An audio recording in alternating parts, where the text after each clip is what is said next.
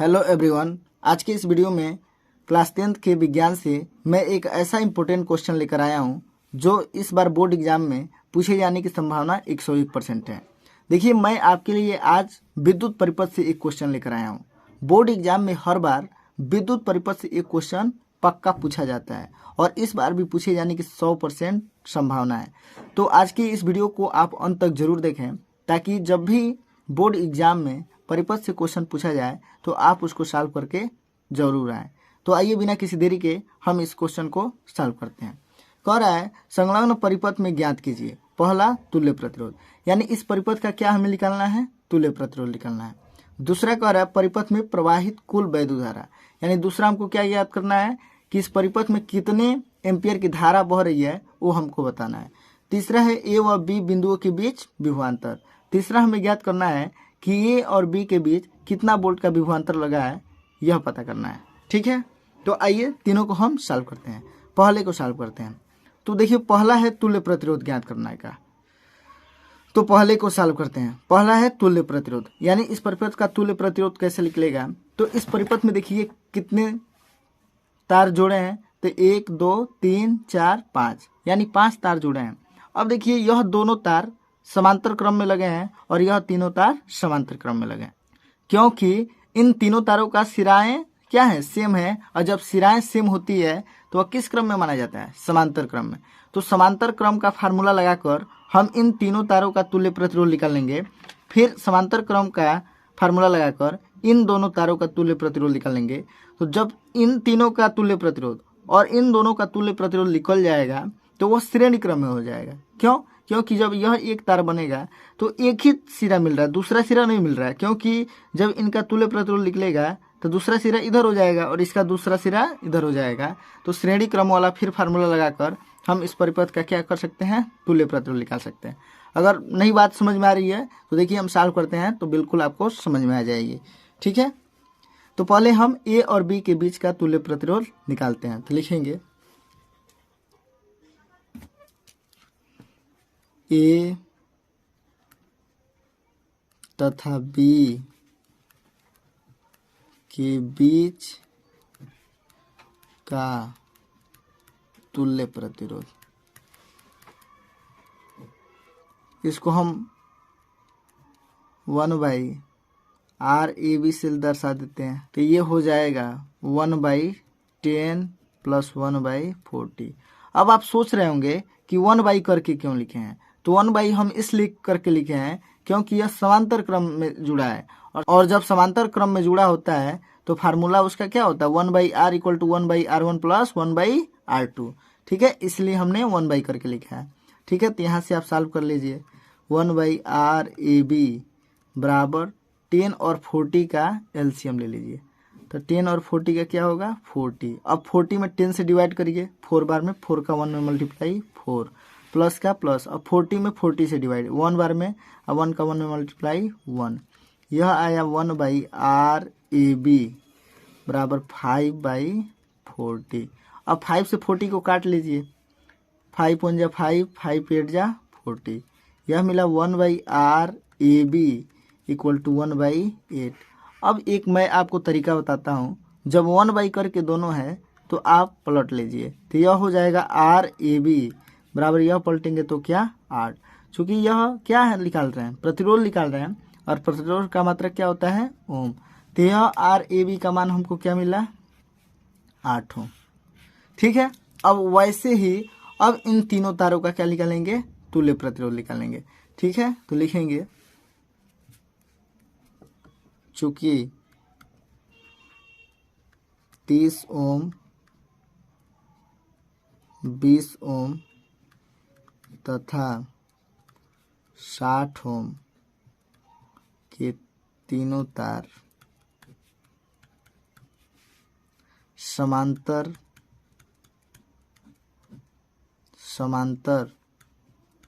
क्रम में जुड़े हैं, इसलिए इनका तुल्य प्रतिरोध। तो इसको हम नाम दे देते हैं 1/R1 करके, ठीक है। तो ये समांतर क्रम में जुड़े हैं, तो इनका तुल्य प्रतिरोध क्या होगा, तो 1/30 + 1/20 + 1/60, ठीक है। ये समांतर क्रम में जुड़े हुए तारों का तुल्य प्रतिरोध निकालने का ये फार्मूला है, और उसी फार्मूला पर हमने क्या किया है, ये मान को रख लिया है, ठीक है। तो अब यहाँ से R1 आप निकालिए, तो 1/R1 = 30, 20 और 60 का एलसीएम लेंगे, तो इसमें सबसे बड़ा क्या है, 60 है। और 60 देखिए 30 से कट जाएगा, तो हाँ कट जाएगा, 20 से भी कट जाएगा, तो 60 ही क्या हो जाएगा, एलसीएम। अब 60 में 30 से आप भाग दीजिए, कितनी बार में जाएगा, तो 2 बार में, तो 2 का 1 में मल्टीप्लाई यानी 2, ठीक है। 60 में अब 20 से भाग दीजिए 3 बार में, और 3 का 1 में मल्टीप्लाई 3। अब 60 में 60 से भाग दीजिए 1 बार में, 1 का 1 में मल्टीप्लाई 1, ठीक है। तो 1/R1 बराबर मिला 3 2 5 1 6/60, ठीक है। अब यहाँ से काट लीजिए, 1/R1 बराबर, ये 10 बार में कट जाएगा, 1 क्या मिलेगा, 10। अब यहाँ से पलट लीजिए, R1 बराबर क्या मिला, 10 ओम।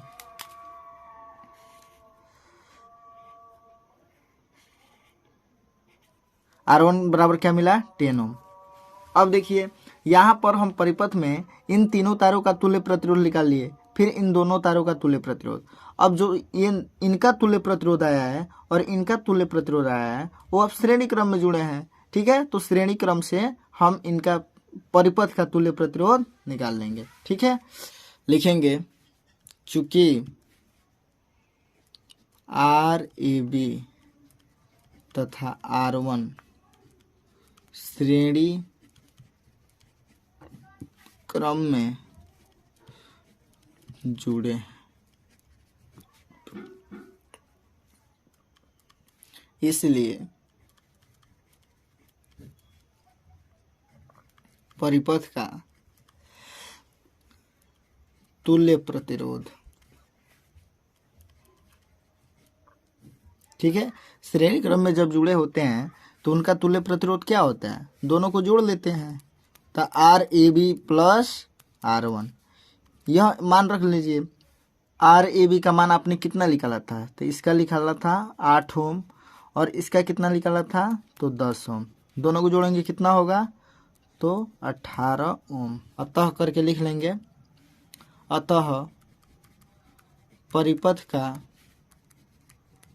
तुल्य प्रतिरोध बराबर कितना, तो 18 ओम। यही हमारा क्या हो जाएगा, पहले का आंसर। अब आइए दूसरा सॉल्व करते हैं। कह रहा है परिपथ में प्रवाहित कुल वैद्युत धारा, यानी इस परिपथ में कितनी धारा बह रही है, यह अब हमको ज्ञात करना है, ठीक है। तो यहाँ पर गिवन दैट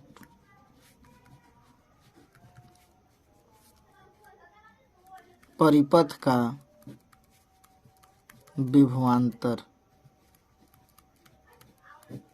परिपथ का विभवांतर देखिए कितना दिया है, 12 वोल्ट। यहाँ पर लिख लेंगे परिपथ का विभवांतर बराबर 12 वोल्ट, ठीक है। तथा अभी हमने परिपथ का तुल्य प्रतिरोध निकाला है, तथा परिपथ का तुल्य प्रतिरोध, परिपथ का तुल्य प्रतिरोध कितना आया है, परिपथ के विभवांतर को आप भी से लिख लीजिए। परिपथ का तुल्य प्रतिरोध कितना आया है, तो यह आया है, इसको कैपिटल R से लिख लीजिए, यह आया है कितना, तो 18 ओम। तो इसलिए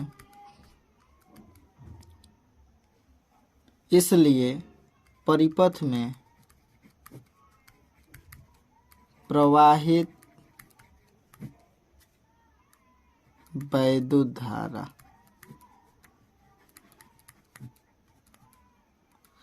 तो फार्मूला क्या होता है, I बराबर V/R, ठीक है। अब यहाँ मान आप रख लीजिए, तो I बराबर V कितना है, तो 12 है, R कितना है, तो 18 है। अब ये काट लीजिए, 6 से कट जाएगा 2 बार में या 3 बार में, तो यहाँ से मिला I बराबर 2/3, ठीक है। अब यहाँ 2 में आप 3 से भाग देंगे तो यह मिलेगा 0.67 क्या, तो एम्पियर। आई का मान क्या निकला, 0.67 एम्पियर। यही हमारा क्या हो जाएगा, दूसरे का आंसर। ठीक है। अब आइए तीसरा सवाल करते हैं। कह रहा है ए व बी बिंदुओं के बीच विभवांतर, यानी ए और बी के बीच कितना वोल्ट का विभवांतर लगा है, ये हमें ज्ञात करना है। ठीक है। तो देखिए विभवांतर निकालने के लिए क्या चाहिए, तो ओम के नियम से हम निकाल लेंगे। V बराबर क्या होता है, IR। तो ए और बी के बीच धारा हमें पता चल ही गया, क्योंकि यह परिपथ में धारा समान बहेगी, तो धारा हमको पता चल ही गया है और हम इसका तुल्य प्रतिरोध भी निकाल ही लिए हैं। तो अब हम क्या करेंगे, धारा में इसके तुल्य प्रतिरोध से गुणा कर देंगे, तो हमें ए व बी बिंदुओं के बीच का विभवांतर निकल जाएगा। तो आइए इसको सॉल्व कर देते हैं।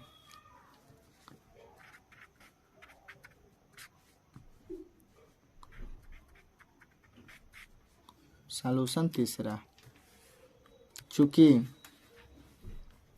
ए व बी बिंदुओं के बीच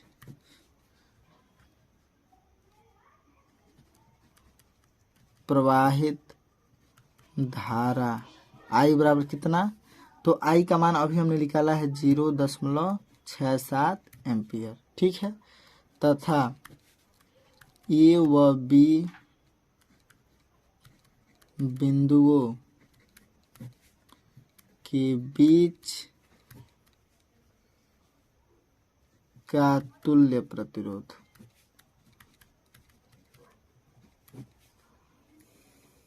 RAB बराबर कितना निकाले थे, तो RAB बराबर हम निकाले थे 8 ओम।